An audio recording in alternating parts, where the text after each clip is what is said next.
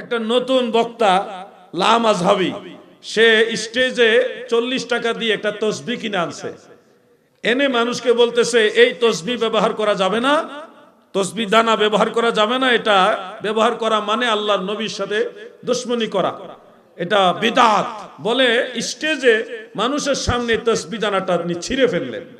এই রকম তসবিহ দানা এইটা এইভাবে ছিঁড়ে পায়ের নিচে নেবেন কেন? এইটার মাধ্যমে মুহাম্মদ সাল্লাল্লাহু আলাইহি সাল্লামকে অপমান করা হয়। বেড়াগিরি দেখাইলেন। উনি বললেন তসবিহ দানা সম্পর্কে যে হাদিস আছে এটা জাল হাদিস বলে একটা হাদিস উনি পরে বললেন যে এই হাদিসটা জাল, এই জন্য তসবিহ দানা ব্যবহার করা যাবে না। এই আলোচনাগুলি আমাদের যুবকরা যখন শুনে তখন মনে করে আসলেই মনে হয় আমাদের বাপ দাদারা, মা চাচি, খালারা, মুরব্বীরা এই যে তসবিহ দানা ব্যবহার করেছেন এটা মনে হয় জাল হাদিস নির্ভরই, এটা ব্যবহার করা মনে হয় ঠিক না। এবং তারা এটা ধরেই নেয় যে আমাদের আলেমরা, সুন্নি আলেমরাও মনে হয় এটার পক্ষে কোনো দলিল জানে না, বা আমরা মনে হয় ভুলের মধ্যে আছি। আজকে বলে দেই যুবক ভাইরা, শোনো, তসবিহ দানা সম্পর্কে এই লামাযহাবীরা যে বক্তব্যটা দেয় যে এটা জাল হাদিস, তারা যে হাদিসটা উল্লেখ করে ওইটা জাল হাদিস, এটা সাব্যস্ত করা যায় এটা জাল হাদিস। কিন্তু তসবিহ দানা সম্পর্কে শুধু ওই একটা হাদিসই আছে এমন না, আরো অনেক হাদিস আছে যেগুলি তোমাদেরকে তারা শোনায় না।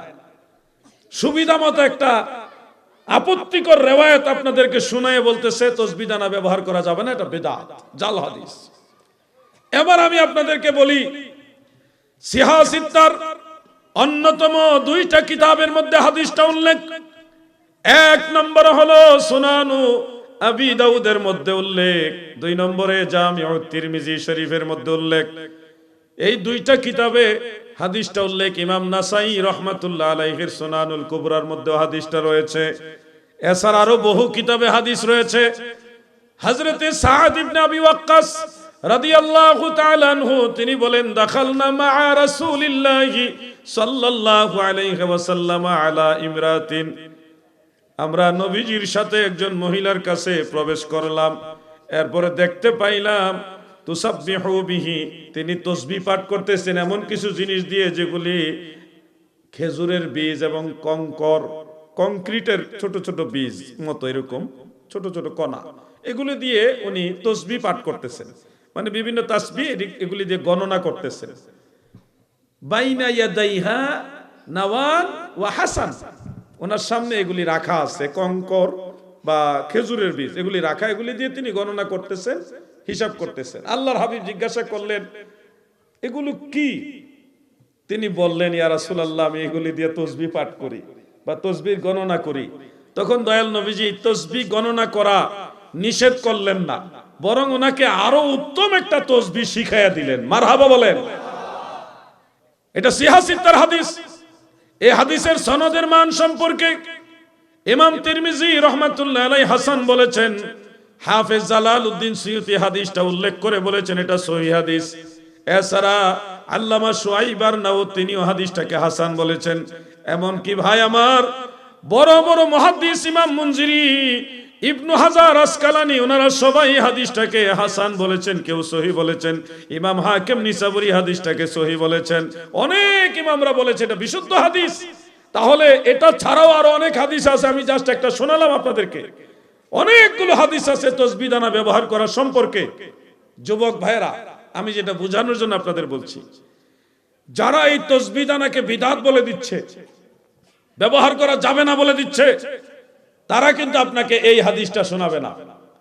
তাসবিহ দানা ব্যবহার করার পক্ষে যে শক্তিশালী হাদিস আছে এটা আপনাকে শোনাবে না।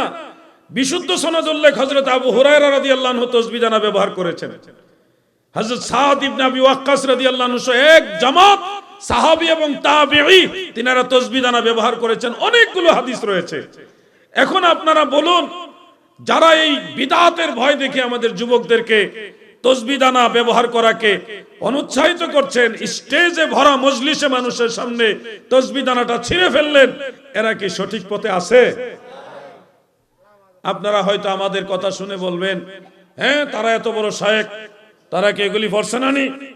আমি বলবো পড়ছে, ঠিক আছে, আপনার শায়েখরে বলেন আমাদের সাথে একটু বসার জন্য, অনলাইনেই বসুক, আমরা আমাদের দলিলগুলো উপস্থাপন করব, উনি উনার দলিলগুলো উপস্থাপন করবে।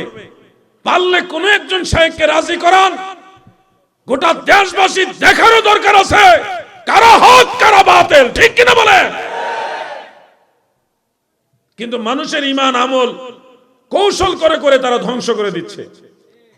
এই কথাগুলি শোনার পরে উত্তরবঙ্গে অনেক মানুষই তসবিহ দানা ব্যবহার করা বন্ধ করে দিচ্ছে। তো কি লাভ হইলো? যেই লোকটার হাতে তসবিহ থাকলেই তো মনে চায় কয়েকবার সুবহানাল্লাহ পড়ি। তসবিহটা থাকলে চিন্তা করে হাতে আসে, এটা খালি খালি রাখা কেমন দেখা যায়, একটু পরে হলে চেষ্টা করবে সুবহানাল্লাহ সুবহানাল্লাহ, বা যে কোনো একটা তসবিহ পড়বে, গণবে।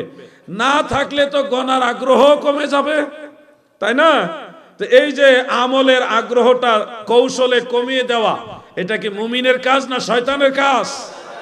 শয়তান তো চায় মানুষের আমল কমে যায়। আমি আপনাদেরকে তসবিহ দানার পক্ষে বললাম, দলিল সহকারে বললাম, এতে করে আপনাদের কি উৎসাহ দিলাম যে তসবিহ দানা ব্যবহার করবেন। ব্যবহার করলে তসবিহ কিছু না কিছু পড়া হবে, আমল কিছু না কিছু বাড়বে। তাহলে আমার উদ্দেশ্য হলো আপনাদের আমল বাড়ক, আপনাদের আমল বাড়ক, বৃদ্ধি পাক। আপনারা যদি আমল করেন, এই উসিলাই হয়তো আল্লাহ আমাকেও মাফ করতে পারে। আমাদের উদ্দেশ্যটা সৎ, ভালো উদ্দেশ্য। কিন্তু এই লামাযহাবীরা আপনাদেরকে কৌশলে এমন কথা বলবে যেগুলি আপনারা আগে কোনোদিন চিন্তাই করেন নাই, হুট করে একটা বিদআত বানাই দিবে। ভাই বন্ধুরা আমার, একবারে সাদা সিধা কথা বলতেছি, গজলও নাই আজকে, কারণ সময়ের একটা লিমিট। সময় এমন যে সারা দেশে এখন মানে সময় মেনটেন না করলে বিপদ। পুরো দেশটা এখন অনিরাপদ, পুলিশ পর্যন্ত তারা নিজেরা নিরাপদ না। থানার ভিতরে ওসি মেরে ফেলছে, থানার ভিতরে জাজিরা থানায় শরীয়তপুরে নিউজে দেখলাম, থানার ভিতরে ওসি সাহেবরে কে মেরে ফেলছে জানে না। তাহলে এই দেশের কি পরিস্থিতি? এমন কোন দিন নাই রাত্রে আমাদের উপর অ্যাটাক হয় না, কিন্তু আল্লাহ আমাদের হেফাজত করতেছে। প্রত্যেকটা মেইন রোডে, প্রত্যেকটা হাইওয়ে রোডে ডাকাতি হইতেছে। পুলিশ প্রশাসন, সেনাবাহিনীর গাড়ি পর্যন্ত ডাকাতে আটকায়। এই একটা অবস্থা, যার কারণে আমরা অপারগ হয়ে গেছি। আমাদের মন চায় আপনাদের পর্যাপ্ত করে সময় দিতে, কিন্তু পরিস্থিতি খুব খারাপ। এমন পরিস্থিতি আমার জন্মের পরে, বুঝ হওয়ার পর থেকে কোনোদিন দেখি নাই। কঠিন একটা সময়। আমার কাছে মনে হইতেছে কিয়ামতের আগে যে বড় বড় আলামতগুলি, এর মধ্যে একটা আলামত এখন চলতেছে। দয়াল নবীজির একটা হাদিস, প্রিয় নবীজি বলেছেন, হে আমার সাহাবারা শোনো, আমার উম্মতের মাঝে এমন এক সময় আসবে, তখন ভাই ভাইয়ের কাছে নিরাপদ থাকবে না, প্রতিবেশী প্রতিবেশীর কাছে নিরাপদ থাকবে না। এক মুসলমান আরেক মুসলমানকে হত্যা করবে, ব্যাপক পরিমাণে হত্যাযজ্ঞ বেড়ে যাবে। মানুষকে মারবে, কেন মারতেছে তারা জানবে না। এই লোকটাকে কেন মারতেছে এই কারণ জানবে না, যে মায়ের খাচ্ছে সেও জানবে না আমাকে কেন মারতেছে। এইভাবে যখন নবীজি বলতেছেন, সাহাবাই কেরাম এক পর্যায়ে প্রশ্ন করলেন, ইয়া রাসূলুল্লাহ, ও দয়াল নবীজি, আমরা তখন কি করব? এই পরিস্থিতি যখন আসবে তখন কি করব? নবীজি বললেন, তখন তোমরা জবানকে লাগাম টানবা এবং নিজেকে ঘরের মধ্যে আবদ্ধ রাখবা। কথা কম বলতে হবে, প্রয়োজনে ঘরের বাইরে যাওয়া, অপ্রয়োজনে ঘরের বাইরে যাওয়া যাবে।